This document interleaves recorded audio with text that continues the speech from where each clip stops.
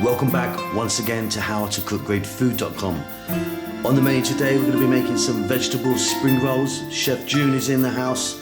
He's going to be speaking in Tagalog, his native tongue and the national language of the Philippines, and also in English. These are really, really delicious. Over to June. Hi! Welcome po muli sa howtocookgreatfilipino.com. Ngayon po, magluluto ako ng vegetable spring roll. So this is our ingredients. Meron po tayo dito na repolyo, cabbage, carrots, onion, sibuyas, bell pepper, celery, bawang, garlic, paminta, ground black pepper, salt, fish sauce or patis, oyster sauce. Gagamit din po tayo ng cooking oil. Let's start cooking. Okay guys, let's get started. Meron na po akong cooking oil. Kanina po yung spring roll wrapper, sineparate ko na po siya. First step natin, magkusutin na tayo ng garlic.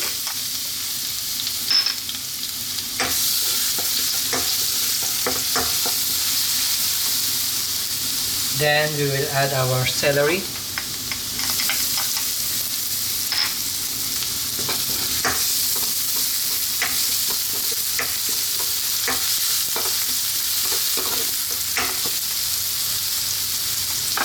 Now we will add our onion.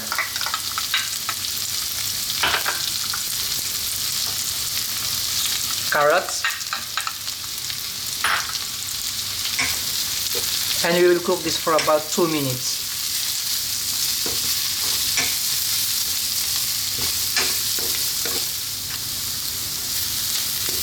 So ngayon po, okay na yung ating carrots, onion, celery and garlic. I-add na natin yung ating capsicum or bell pepper. Again, stir.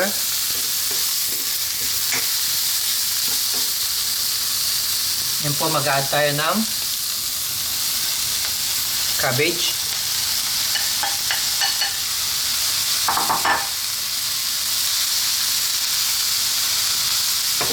Combine lang natin sandali.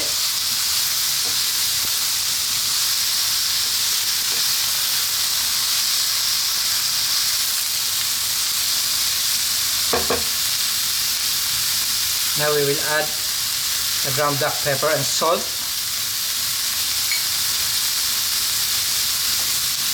Oyster sauce. Fish sauce.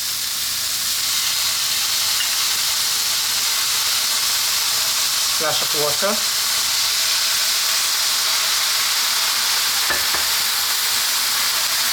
And we will cook this for about 5 minutes.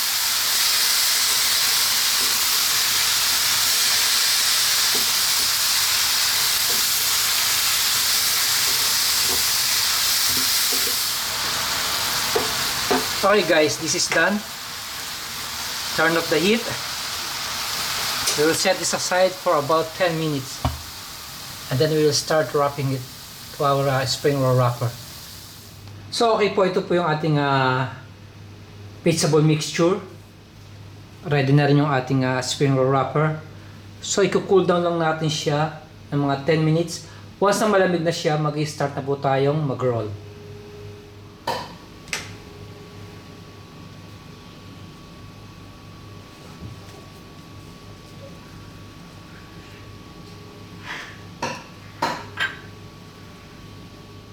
So okay po, sa aking spring roll wrapper, kailangan din natin ng water para po sa pandikit natin siya. So ito na po yung ating vegetable mixture.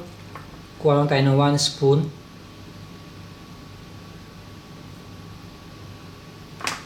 Spread out lang natin. Now yung both end, fold. fold. And this is compact. Press lang natin siya. Now, i-paste natin. Water. So, ganyan na po kasimple. So, re-repeat ko lang po yung process.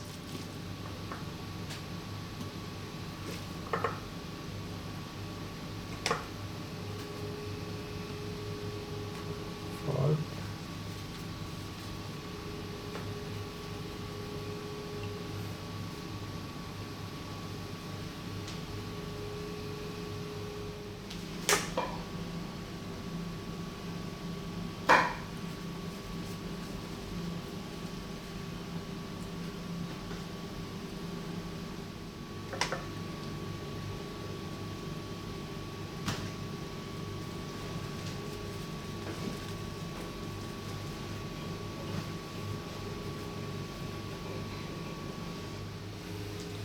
Okay guys, this is ready to fry. Okay na po yung ating baseball spring roll. Pupunta na po tayo sa aking cooker. So okay po, sa akin naging pan, naglagay na ako ng mantika. Medyo i-deep fry natin siya. Kailangan po ito nasa ibaba. At nasa medium heat lang po kayo para hindi po kagad masunog yung spring roll wrapper.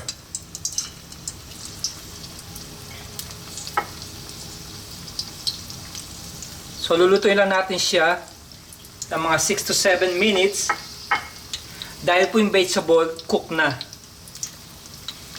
Tapos po kukuha tayo ng isang plate na may tissue, kitchen tissue, para po yung excess oil masipsip niya.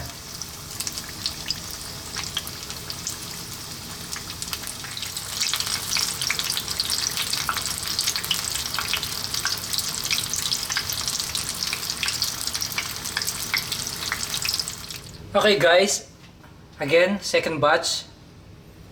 Make sure our oil is on medium heat, it's not too hot. And the fold one, the sealed one, we will drop like this, so that of course the tendency is not to be open. And we will cook this for about 7 minutes. I'm speaking English because I have a friend in UK. That's why I want him to understand what I'm doing right now. So again, the seal down. Then after this, I will present this to the table.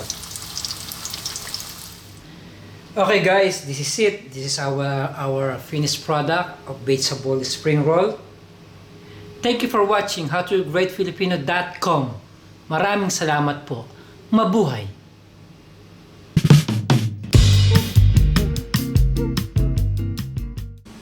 Hi, kumusta po? Ako po yung voice behind sa howtogreatfilipino.com.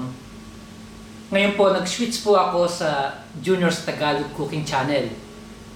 Pero every now and then, nandun pa rin ako yung channel ko sa howtogreatfilipino.com.